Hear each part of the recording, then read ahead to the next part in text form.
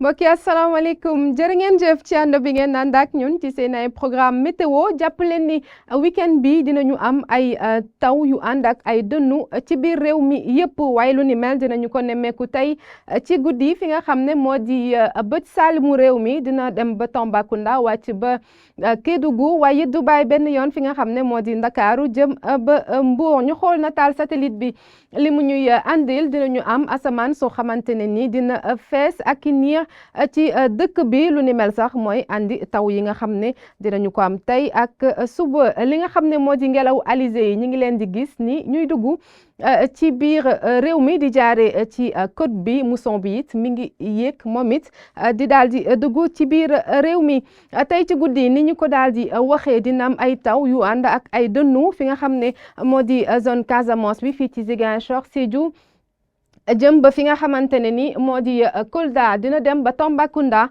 dem ba aussi fi nga xam ne moo di Kédougou waaye it du bàyyi fi nga xam ne moo di Thiès ak Mbour foofee nag ay taw dong la ñu fayam lu ni mel dina daal di law ba fi nga xam ne moo di Bakel digg réew mi li ñuy am moo di ay niir yoo xamante ne mën naa andi ay taw bu ñu demee ba Podor Saint-Louis wàcc ba Louga ak it fi nga xam ne moo di Linguère dinañu fa am ay niir yoo xam ne dañuy daal di doxantu di dem ak dikk ba sax fi nga xam ne moo di Ndakaaru température yi nag dinañu doon lu toll si ñaar fukk ak ñeent fi nga xam ne moo di zone Casamance bi ba fi nga xam ne moo di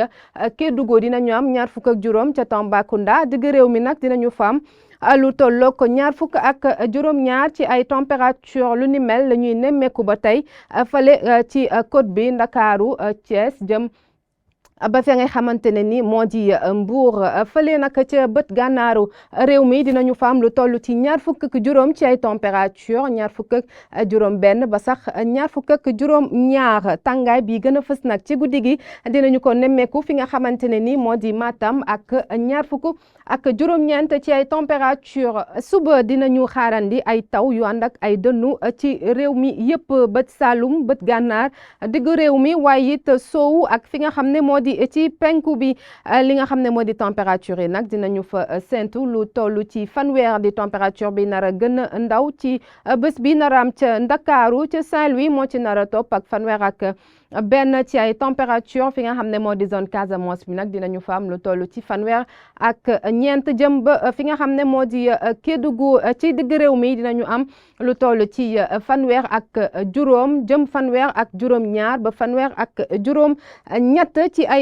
température tàngaay bi nga xam ne nag moo nar a gën a fës ci bés bi dinañu ko nemmeeku fi nga xam ne moo di Podor ci lu toll ci ñeent fukk ci ay température dina wàccandi tuuti rek ca Linguère ak fanweer ak juróom ñeent gën a wàcc it ca Matam ak fanweer ak juróom ca Bakel fanweer ak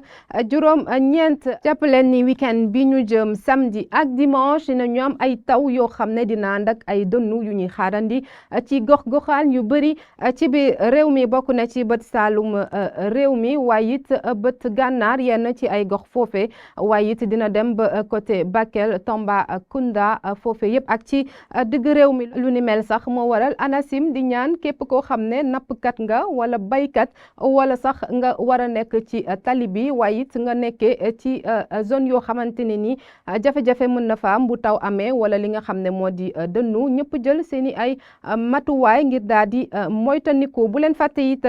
di xool li nga xamante ne moo di bulletin météo yu ANACIM yi ngir gën a mën a bàyyi xel ci li nga xam ne mooy am tey ak